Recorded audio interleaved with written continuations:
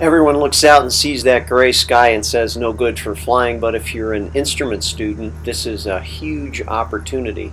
And this was a training flight with Josh Wanagel, taking off to the south on 1-4, and the perfect part of this is as soon as you take off a few vectors and you're directly into the ILS 16 down at Binghamton, so not much of a delay, not a lot of turns. And so the ceiling was probably around 2200 here. It was raining, it was close to freezing, but it was about 40 degrees on the surface, and no ice was forecast all the way through 7000.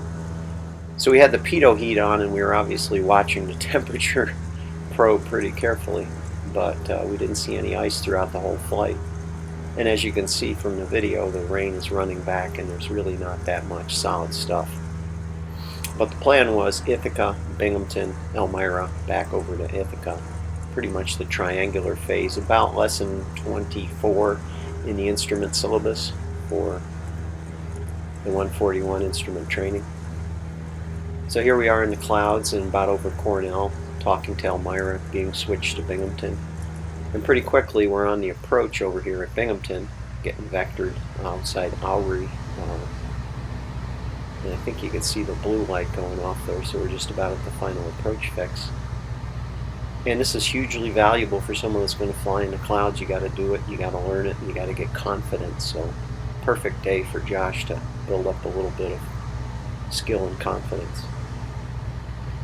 And probably in and out of the clouds, I think we broke out at about minimums are 1806 or something like that, so I think we were around 400 feet in final. We started with the final and come out of the clouds.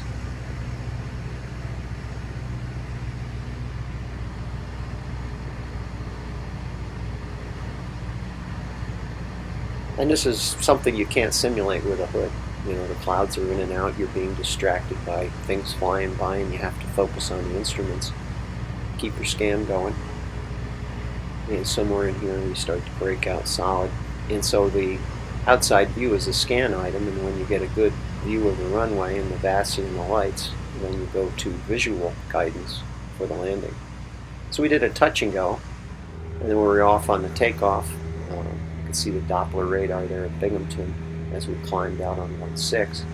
And the procedure is 2100 feet, then a right turn to the VOR.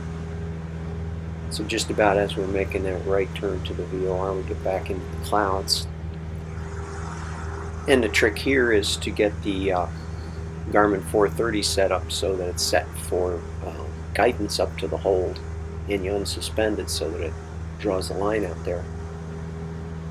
So it's unsuspended, it's on GPS, and it should depict a hold as we approach it. You can see here he's got it set up correctly. The hold was exciting because we had about 40 knots of wind out of the south, and you can see the Garmin depicts the wind correction now, which is fairly handy. But 30 degrees of intercept on the inbound. So after a short while, we're on the ILS 24 into Elmira. Pretty straightforward down the pike. And one of the challenges of instrument flying is to break out and suddenly go visual and do a good landing with a pretty severe crosswind and put the wheels on elegantly. Josh did a really good job here. So we taxied in, and we were both inspired to see the Allegiant jet ready to go to Florida, and thought we might be in the wrong vehicle. So took off for Ithaca,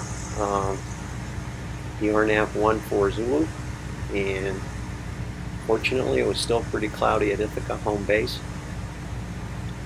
And coming down final, kind of breaking in and out of the clouds with a lot of rain, and hoping to see the runway. The guy ahead of us, the Dash 8, had broken out at about 2300. We were a little bit lower than that coming in. But obviously this is kind of the perfect training for an instrument student to build confidence, build skill.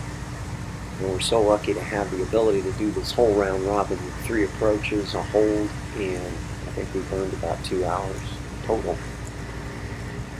And so you can start to make out the runway there. Very weird and non-realistic mission we have. We leave the same airport and have to come back, so sometimes that's the biggest problem, is assuring that the field will be able to get back in when we return. But there we are, short final inside of Staten. And runways in sight fairly well. And we did a good landing.